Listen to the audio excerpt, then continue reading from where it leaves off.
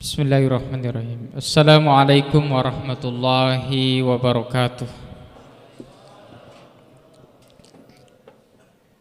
Alhamdulillah. Alhamdulillahilladzi qad ja'ala syahra ramadhana alladzi unzila fihi al-Qur'an hudan lin-nasi wa bayyinatin minal huda wal furqan. Wassalatu wassalamu ala Rasulillah Sayyidina Muhammad bin Abdullah wa ala alihi wa sahbihi wa mawalahu ba'du. Hadirin sidang jamaah tarawih yang insyaallah senantiasa dirahmati, diberkahi, dicintai dan diridhoi oleh Allah Subhanahu wa taala. Segala puji hanya milik Allah, Tuhan semesta alam. Salawat dan salam senantiasa tercurah kepada junjungan kita Baginda Nabiullah Muhammad sallallahu alaihi wasallam. Allahumma salli wa sallim wa barik alaihi wa ala alihi.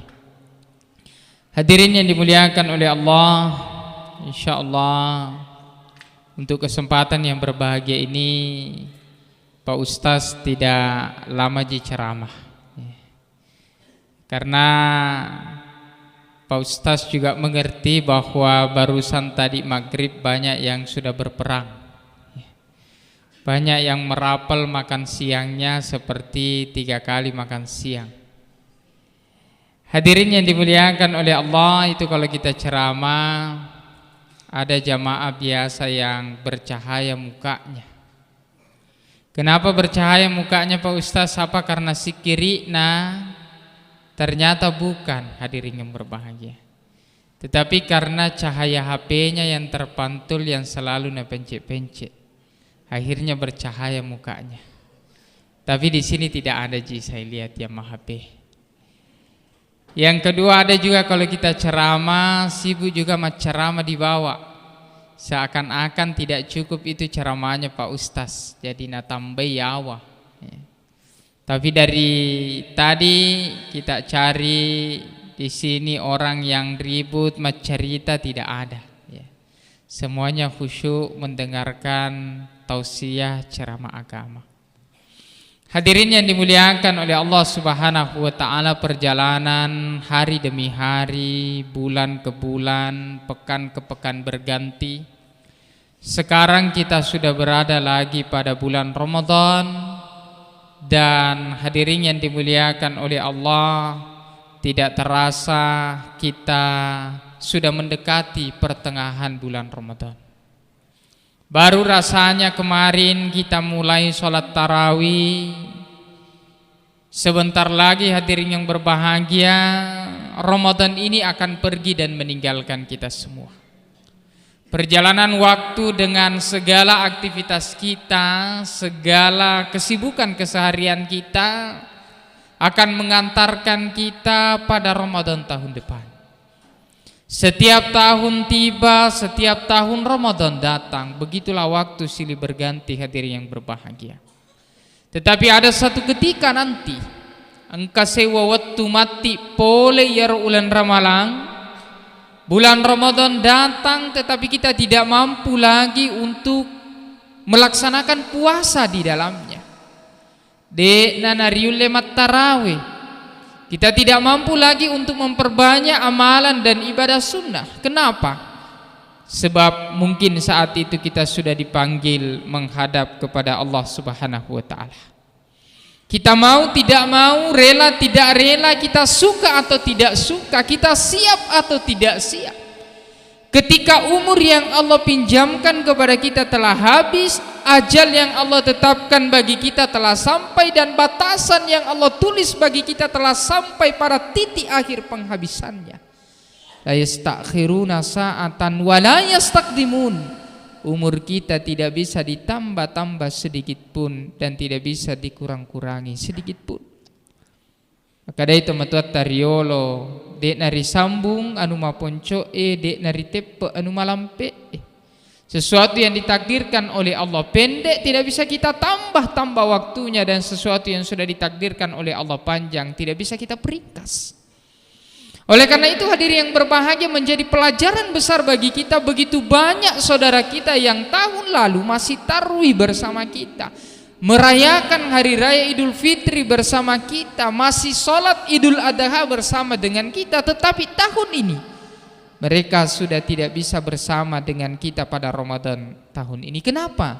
Karena mereka sudah kembali kepada Allah. Waktunya nanti hadirin yang berbahagia, kita pun akan menghadap kepada Allah.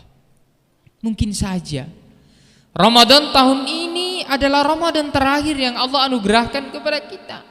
Mungkin saja sholat tarawih kita malam ini, Ramadan ini adalah sholat terakhir yang mampu kita tunaikan. Zakat kita yang kita bayarkan mungkin itu zakat terakhir yang mampu kita keluarkan. Sebab memang tidak ada jaminan bahwa Ramadan tahun depan kita masih dipinjamkan umur oleh Allah Subhanahu wa ta'ala. Tidak bisa itu Pak, Ibu, kalau datang malaikat maut di lobi-lobi itu malaikat, tidak bisa. Pak Ustaz, jangan dulu saya kasihan mega mau pain reku. Mumpung diingat, mega tu tahu neng ramal di waju baru nan lupai majain renah. Hutang dibawa sampai mati, baju baru tidak dibawa sampai mati. Ya, tetapi insyaallah deto gagak kowe kecuali yang merasa. Hadirin yang dimuliakan oleh Allah, tidak bisa kita bilang malaikat, ya malaikat Israel, jangan dulu kasihan saya dijemput, Pak Ustaz mau dulu. Ya, oleh kapan Pak Ustaz megatosi baca-bacana? Tidak bisa. Karena Pak Ustaz yang berdiri di depan juga tidak mau duluan. Bisa jadi bapak-bapak yang duluan, nanti Pak Ustaz yang belakangan. Atau dibalik, nanti Pak Ustaz yang belakangan, bapak-bapak yang duluan. Hadirin yang dimuliakan oleh Allah. Tetapi siapapun dia, apapun profesinya, bagaimanapun banyaknya hartanya, dia tidak akan pernah bisa membeli sedetik waktunya yang telah berlalu. Bagaimanapun besarnya kekuatannya, dia tidak akan mampu menghentikan sedetik waktu itu berjalan. Meluk mana li sutawiri sesena Allah Ta'ala. Oleh karena itu hadirin yang berbahagia, kalau keyakinan seperti ini tertanam di dalam diri kita, maka selalu ada dorongan motivasi untuk memperbaiki kualitas ibadah, kualitas ketakwaan, kualitas iman kita di dalam bulan Ramadan.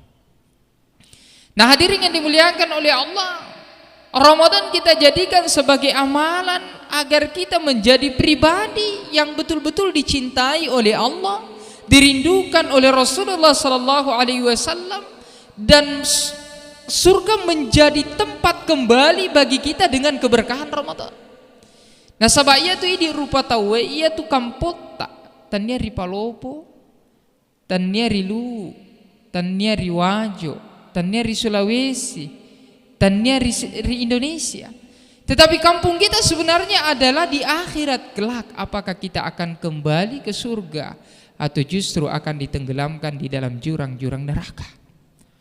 Oleh karena itu hadirin yang berbahagia, ada satu sabda Nabi sallallahu alaihi wasallam yang di akhirnya Nabi menyampaikan kalau itu diamalkan tadkhulul jannata bisalam, engkau akan masuk surga dengan selamat. Apa hadis Nabi itu hadirin yang berbahagia? Diriwayatkan oleh Abdullah bin Salam. Abdullah bin Salam bercerita ketika Rasulullah sallallahu alaihi wasallam datang di Madinah. Injafalan nasu liyanzura ilaihi, maka manusia berkumpul untuk melihat kepada beliau. Faji'tu fin nasi, maka saya kemudian pergi ke kerumunan manusia itu untuk melihat Rasulullah sallallahu alaihi wasallam. Manakah yang disebut dengan Muhammad? Waktu itu Abdullah bin Salam belum masuk Islam.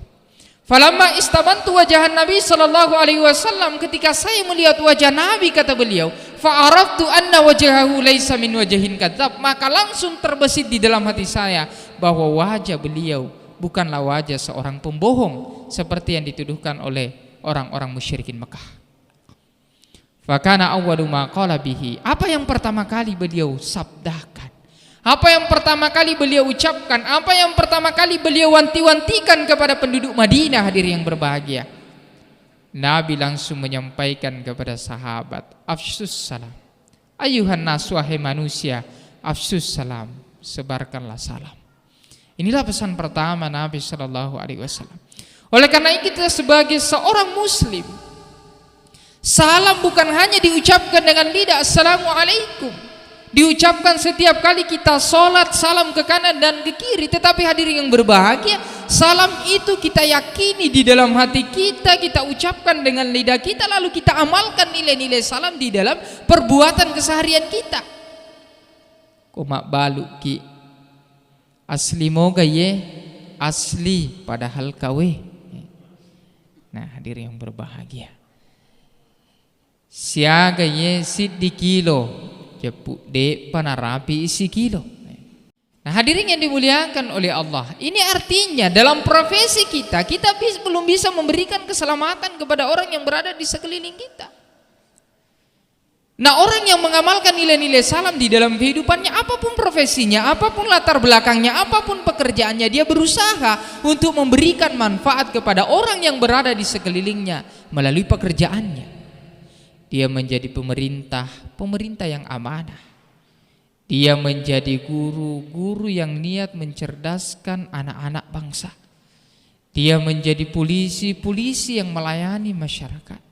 Dia menjadi tentara yang menjaga keamanan agar orang bisa beribadah dengan nyaman dan tenang. Dia menjadi pedagang, kenapa dia berdagang? Agar orang bisa mendapatkan kebutuhannya. Mak galung imagi nak galung supaya orang bisa mendapatkan bahan pokok, makanan pokok. Nah, kalau kita bekerja hadirin yang berbahagia dengan niat yang seperti ini, sebelum kita berangkat kerja kita ambil air wudhu, lalu kita sholat 2 rakaat, kita berdoa, ya Allah, saya keluar mencari rezeki yang telah Engkau takdirkan kepada saya agar saya bisa menafkahi keluarga saya, dan dengan pekerjaan itu saya bisa memberikan manfaat kepada orang yang berada di sekeliling saya. Maka orang yang keluar mencari rezekinya dengan niat seperti ini, setiap tetesan keringat, langkah kaki, detik waktu yang dia habiskan di dalam mencari dunianya, itu dihitung pahala di sisi Allah Subhanahu wa taala. Innamal a'malu binniyat wa innamal likulli imri'in ma nawa. Ia tu pangkaukan tak gattu ngiri niat.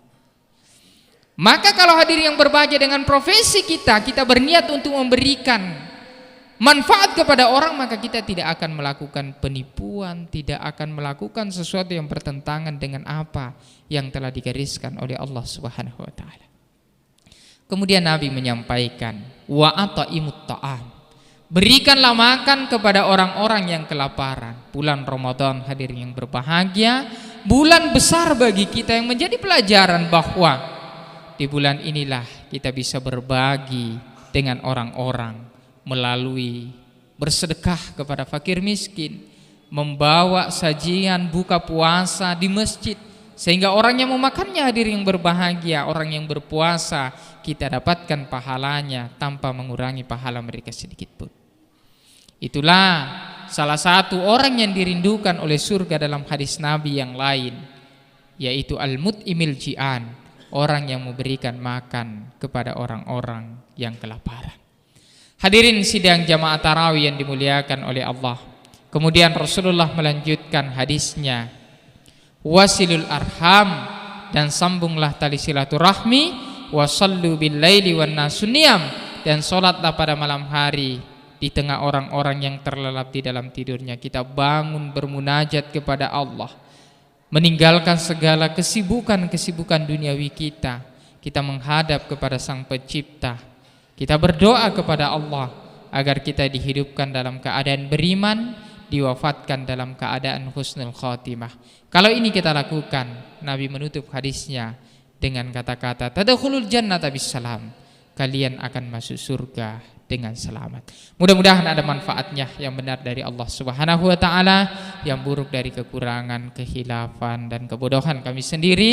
Mudah-mudahan ada manfaatnya. Billahi taufiq was sa'adah war ridha wal inayah. Subhanakallahumma bihamdika asyhadu an la ilaha illa anta astaghfiruka wa atubu ilaik. Wassalamualaikum warahmatullahi wabarakatuh.